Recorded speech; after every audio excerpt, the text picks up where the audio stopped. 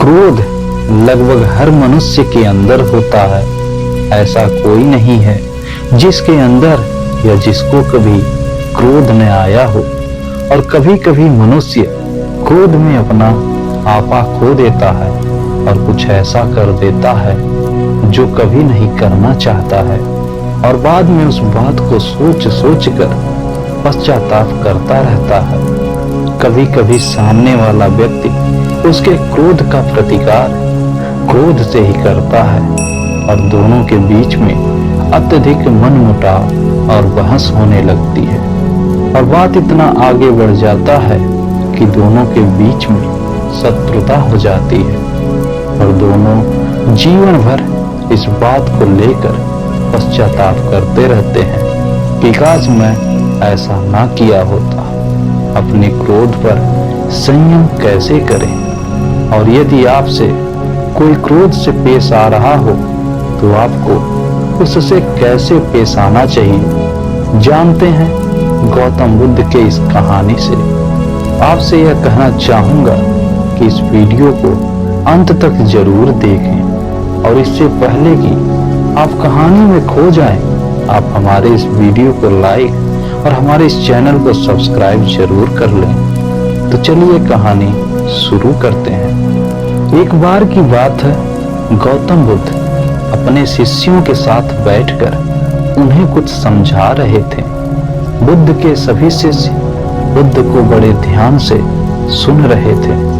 बुद्ध और उनके सभी भिक्षु यह देखते हैं कि उनकी तरफ एक आदमी बड़ी तेजी से आ रहा है, और वह आदमी बहुत क्रोध में है और वह बहुत कुछ बड़बड़ाता हुआ आ रहा है। उस व्यक्ति को देख गौतम बुद्ध के कुछ शिष्य समझ जाते हैं कि यह व्यक्ति कुछ गलत करने के उद्देश्य से गौतम बुद्ध के पास आ रहा है। इसलिए गौतम बुद्ध के दो शिष्य दौड़कर उस आदमी के पास चले जाते हैं और उसे रोक लेते हैं।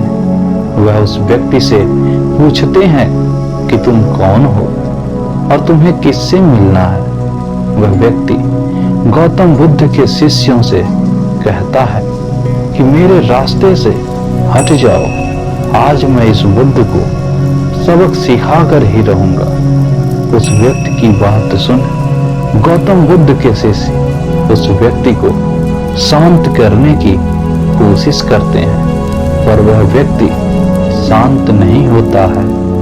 बुद्ध उस व्यक्ति को देखते हैं और मुस्कुराते हैं। फिर अपने शिष्यों से कहते हैं कि मेरे प्रिय भिक्षुओं, उसे आने दो, मेरे पास वह मुझसे कुछ कहना चाहता है।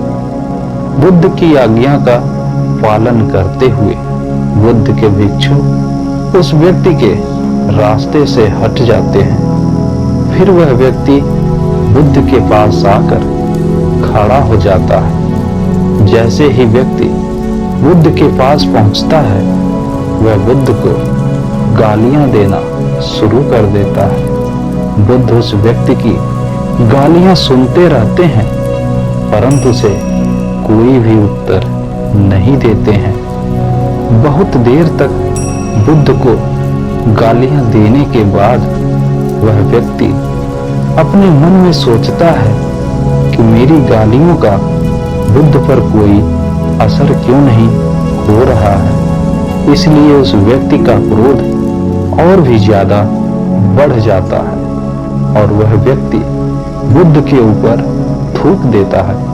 उसके बाद बुद्ध एक कपड़ा उठाकर उस थूक को पोंछ देते हैं। यह देखकर गौतम बुद्ध के सभी भिक्षुक क्रोध से भर जाते हैं, पर बिना बुद्ध के आज्ञा के कोई भी भिक्षुक अपना क्रोध प्रकट नहीं करता है। वह व्यक्ति दोबारा से बुद्ध के ऊपर थूक देता है और बुद्ध दोबारा से कपड़ा उठाते हैं और उस थूक को साफ कर देते हैं। फिर बुद्ध मुस्कुराकर उस व्यक्ति से कहते हैं कि मित्र, तुम कुछ और कहना चाहते हो। जैसे ही वह व्यक्ति बुद्ध का यह प्रश्न सुनता है वह व्यक्ति भीतर तक हिल जाता है। फिर वह व्यक्ति बुद्ध को कोई भी उत्तर नहीं दे पाता है और तुरंत वहां से चला जाता है। बुद्ध के सभी भिक्षुओं के मन में यह प्रश्न होता है कि उस व्यक्ति ने बुद्ध का इतना अपमान किया, लेकिन बुद्ध ने उस व्यक्ति को कुछ नहीं कहा कि वह क्या कर रहा है और क्या कहना चाहता है। सभी भिक्षुओं में से एक भिक्षुक बुद्ध से कहता है कि आपने उस व्यक्ति से यह क्यों कहा कि क्या वह कुछ और कहना चाहता है, जबकि यह तो स्पष्ट था कि वह व्यक्ति यहाँ कुछ कहने नहीं आया था, बल्कि वह तो आपका अपमान करने आया था।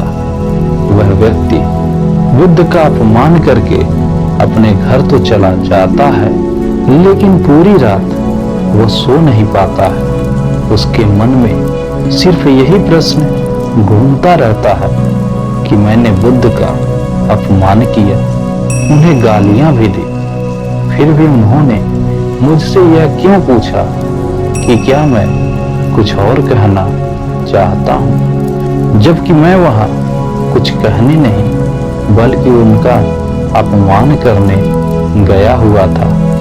अगले दिन वह व्यक्ति सुबह सुबह जल्दी उठकर बुद्ध के पास चला जाता है और उनकी चरणों में लेट जाता है। बुद्ध के सभी शिष्य उसको देखकर आश्चर्यचकित होते हैं कि जो व्यक्ति कल बुद्ध का अपमान करके गया हुआ था, आज वह रो रहा है और बुद्ध के चरणों में पड़ा हुआ है।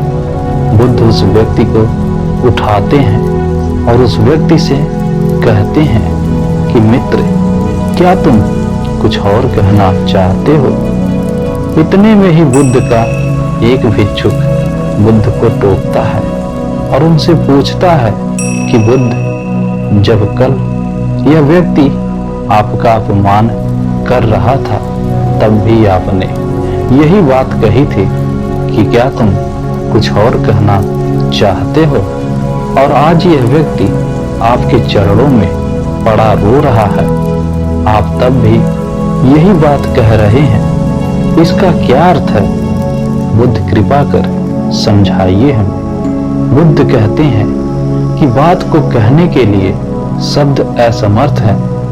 कल भी यह व्यक्ति मुझसे कुछ कहना चाहता था पर शब्द असमर्थ थे, इसलिए क्रोध में आकर उसने मुझ पर थूक कर वो बात मुझसे कहने का प्रयास किया, और आज भी शब्द असमर्थ है और उसकी जगह इसके आंसू कह रहे हैं जो यह कहना चाहता है। उसके बाद वह व्यक्ति बुद्ध से कहता है कि बुद्ध, मुझे क्षमा कीजिए, मैंने आपका अपमान किया है। बुद्ध कहते हैं कि तुम्हें क्षमा मांगने की कोई भी आवश्यकता नहीं है, क्योंकि क्रोध भी तुमने किया और उसकी पीड़ा भी तुमने ही पाई है। इसमें तुमने दूसरे किसी का क्या नुकसान पहुंचाया है? बुद्ध अपने सभी भिक्षुओं और उस व्यक्ति से कहते हैं कि क्रोध जलते हुए अंगारे की तरह है, जिसे हम अपने हाथ में पकड़ते हैं किसी और पर फेंकने के लिए, लेकिन हम ये भूल जाते हैं कि सबसे पहले उस अंगारे से खुद का ही हाथ जलता है। इसलिए कभी भी यदि आपको क्रोध आता है तो वह क्रोध आपके अंदर खुद को ही नुकसान दे सकता है, तो उसे शांत करने की कोशिश करें।